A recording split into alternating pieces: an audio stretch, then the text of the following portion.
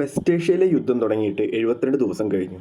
ഇതുവരെ എന്തുകൊണ്ടാണ് നമ്മുടെ പെട്രോളിൻ്റെ ഡീസലിൻ്റെ വില കൂടാത്തതെന്ന് എല്ലാവരും ആലോചിച്ചിട്ടുണ്ടാവും. എന്നാൽ അധികം വൈകണ്ട, കൂടിക്കോളും. ഇലക്ഷൻ കഴിഞ്ഞിട്ടുണ്ട്, അതിന് റിസൾട്ടും വന്നിട്ടുണ്ട്.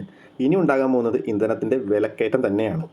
ഹോർമൂസ് സ്ട്രീറ്റ് അടച്ചേക്കാണെന്നും അതിലൂടെയാണ് ഇന്ത്യയിലേക്ക് വരുന്ന 90% ക്രൂഡ് ഓയിലും LPGയും വരുന്നതെന്നും എല്ലാവർക്കും അറിയാം.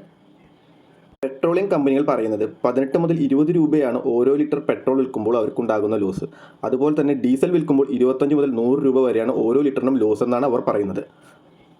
ഇങ്ങനെ നോക്കുകയാണെങ്കിൽ 1600 മുതൽ 1700 കോടിയാണ് ഒരു ദിവസം ഈ പെട്രോളിയം കമ്പനികൾക്ക് ഉണ്ടാകുന്ന നഷ്ടം. അപ്പോൾ ഒരു മാസം ഏകദേശം 30,000 കോടിയാണ് അവർക്കുണ്ടാകുന്ന നഷ്ടം.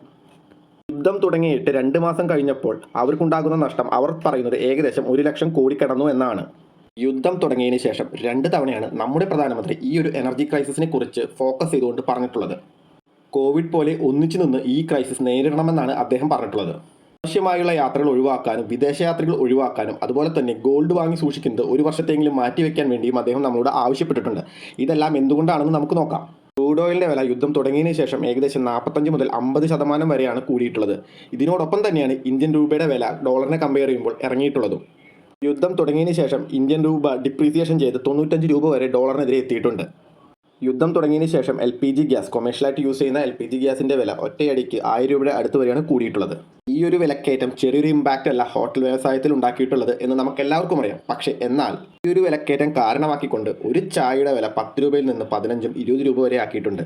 അതായത് പേഴ്സൻറ്റേജ് നോക്കുകയാണെങ്കിൽ 50 മുതൽ 100% വരെയാണ് ചായയുടെ വില കൂടിയിട്ടുള്ളത്. ചായക്ക് ഇത്ര രൂപ കൂടിയിട്ടുണ്ടെങ്കിൽ അത് അനുബന്ധമായി എല്ലാ ഭക്ഷണത്തിനും ഇവർ ഇതേ രീതിയിൽ തന്നെയാണ് വില കൂട്ടിയിട്ടുള്ളത്. ഇതിൽ ഒരു ടെസ്റ്റും കൂടിയുണ്ട്. ഇനി നാളെ ഗ്യാസിൻ്റെ വില കുറഞ്ഞു കഴിഞ്ഞാൽ ഈ ഭക്ഷണ സാധനങ്ങളുടെ വിലയൊന്നും കുറയാൻ പോകുന്നില്ല. ഇതുപോലെ തന്നെയാണ് നാളെ ഇനി പെട്രോളിൻ്റെയും ഡീസലിൻ്റെയും വില കൂടിക്കഴിഞ്ഞാൽ അത് അനുബന്ധമായി എല്ലാ വസ്തുക്കളുടെയും വില കൂടും. പച്ചക്കറി, പലചരക്ക് അങ്ങനെ മുതലായ എല്ലാ ആവശ്യ വസ്തുക്കളുടെയും വില നല്ല രീതിയിൽ തന്നെ കൂടും. ഇതിൽ എന്താണ് ഏറ്റവും വലിയ രസമെന്ന് വെച്ചാൽ ഈ യുദ്ധം തുടങ്ങി വെച്ച അമേരിക്കയിൽ ഇത്തരത്തിൽ ഇന്ധനത്തിന് വേണ്ടിയിട്ട് ഒരു പ്രശ്നവുമില്ല. കാരണം അവർ അവരുടെ ഇന്ധനത്തിന് വേണ്ടിയിട്ടുള്ള എല്ലാ സേഫ്റ്റി മെഷേഴ്സും ആദ്യമേ അവർ എടുത്തു വെച്ചിട്ടുണ്ട്. വെനസ്വേലയിൽ പോയിട്ട് അവിടുത്തെ പ്രസിഡന്റിനെ അടിച്ചു മാറ്റിക്കൊണ്ടെന്ന് ഇവിടെ വെച്ച് അവിടെ നിന്ന് ആവശ്യത്തിലധികം അവർ പെട്രോളിയം ക്രൂഡ് ഓയിലും അവരുടെ രാജ്യത്തേക്ക് ഒഴുക്കിക്കൊണ്ടേയിരിക്കുന്നുണ്ട്. അതുകൊണ്ട് ആ രാജ്യത്ത് ഒരു പ്രശ്നവുമില്ല. പ്രശ്നം മൊത്തം ഉണ്ടാകുന്നത് മറ്റുള്ള രാജ്യക്കാർക്കാണ്. അതുകൊണ്ടൊക്കെ തന്നെയാണ് നമ്മുടെ പ്രധാനമന്ത്രി പറഞ്ഞിട്ടുള്ളത്, കോവിഡ് പോലെ നമ്മൾ എല്ലാവരും ഒരുമിച്ച് നിന്നിട്ട് വേണം ഈ ഒരു സിറ്റുവേഷനെ നേരിടാൻ വേണ്ടിയിട്ട്.